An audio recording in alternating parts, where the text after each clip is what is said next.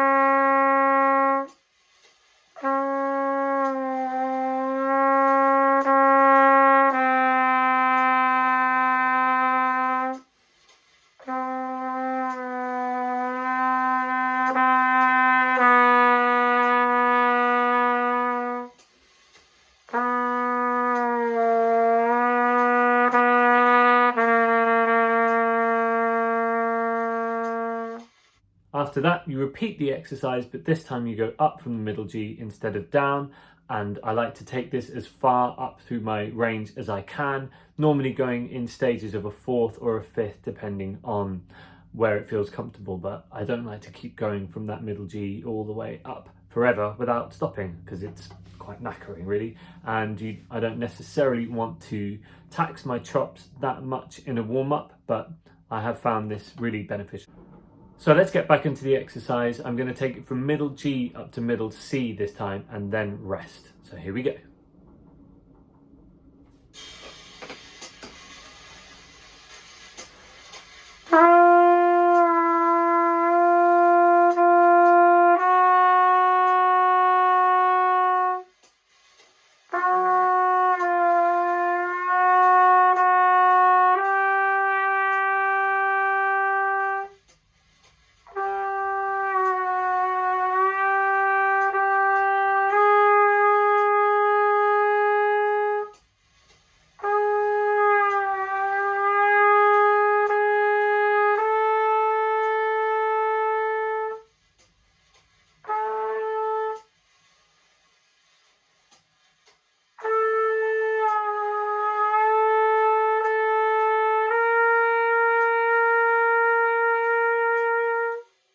So you could probably hear there was a bit of a scratchy sound on that last one there, and that comes from playing with a large aperture from blowing louder on the previous note, taking the breath and then trying to come in again on a much quieter setting. So you can really feel whether your lips are finding their position for those notes.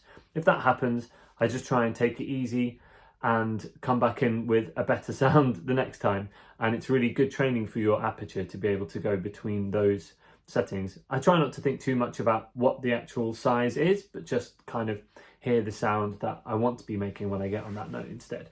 So now I've done G to C, I'm going to do C to the G above that. So let's get on with it.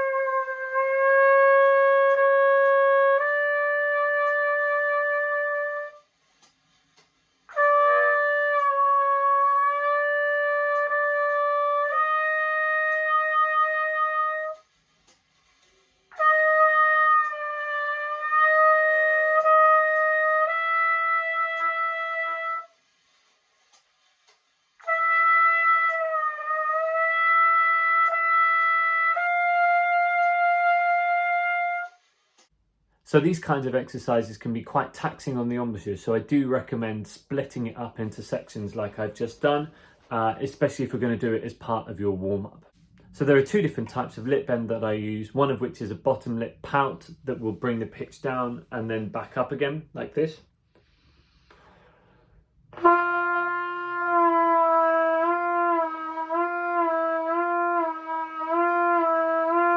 It's a bit of a jaw movement and a slight sort of pushing of the bottom lip into the mouthpiece that makes the pitch go flat. And when you bring the pitch back up again, the sound is often bigger and a bit more resonant.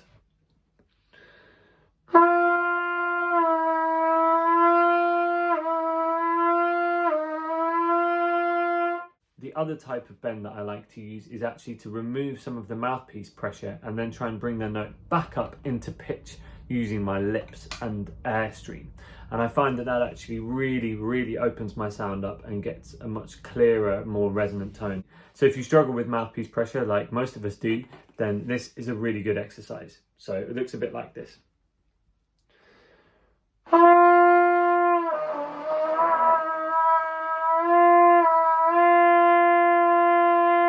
So I don't know if you could see that, but I'm slightly bringing the mouthpiece off my face to take some of that pressure off, making sure that I don't bring it back on, and being really conscious of how nice it feels to not have the mouthpiece smashing into your teeth, and then trying to bring that pitch back up into position without adding the pressure back on. So two ways to do the lip bends and take that exercise up as high as you can. I normally don't really go beyond top C with this one. The lip bends can get quite hairy up there, but they're worth pursuing if that's for you. So there you have it, the Carusberg. Do let me know how you get on with this exercise, if it's helpful, if there's anything that you find makes it easier for you, or if there's anything you don't understand, just send me a question. Otherwise, it's been a pleasure to join you again today, and keep an eye out for the next video. Thanks very much and take care. Happy practicing.